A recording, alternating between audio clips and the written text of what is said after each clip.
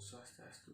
Perkenalkan, nama saya Gusti Ngurah Arya Sendal Sagus Pataguna, nomor absen 8 dari kelas 11 IPA 4. Kali ini saya akan menjelaskan apa yang sudah saya catat mengenai fluida, tekanan hidrostatis, hukum Pascal, dan hukum Archimedes. Fluida adalah zat yang mengalir dan memberikan sedikit hambatan terhadap perubahan bentuk ketika ditekan. Oleh karena itu, fluida juga disebut dengan zat alir. Tekanan fluida. Tekanan adalah gaya normal atau tegak lurus yang bekerja di suatu bidang dibagi dengan luas suatu bidang tersebut, atau tekanan adalah gaya per satuan luas. Tekanan hidrostatis. Tekanan hidrostatis adalah zat cair atau fluida dalam tekanan diam atau statis yang menghasilkan tekanan sama untuk semua titik-titik yang mempunyai kedalaman yang sama. Hukum Pascal. Hukum Pascal menyatakan tekanan yang diberikan suatu cairan pada ruang tertutup akan diteruskan ke segala arah dengan besar yang sama pada semua titik dalam cairan dan dinding bejana. Contoh penerapan hukum Pascal dalam peralatan teknik adalah pompa hidrolik, rem hidrolik, mesin pengangkat mobil, dan lain-lainnya. Hukum Archimedes. Bunyi hukum Archimedes adalah gaya api yang bekerja pada suatu benda yang dicelupkan sebagian atau seluruhnya ke dalam suatu zat fluida sama dengan berat fluida yang dipindahkan oleh benda tersebut.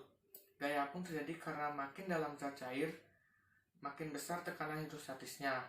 Hal ini menyebabkan tekanan pada bagian bawah benda lebih besar daripada tekanan pada bagian atasnya. Beberapa penerapan hukum Archimedes dalam peralatan teknik. Yang pertama, hidrometer, kapal laut, kapal selam, balon udara, benda mengapung, tenggelam, dan melayang.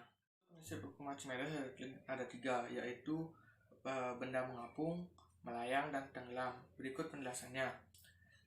Benda mengapung adalah suatu benda mengapung jika massa jenis benda lebih kecil pada massa jenis zat cair.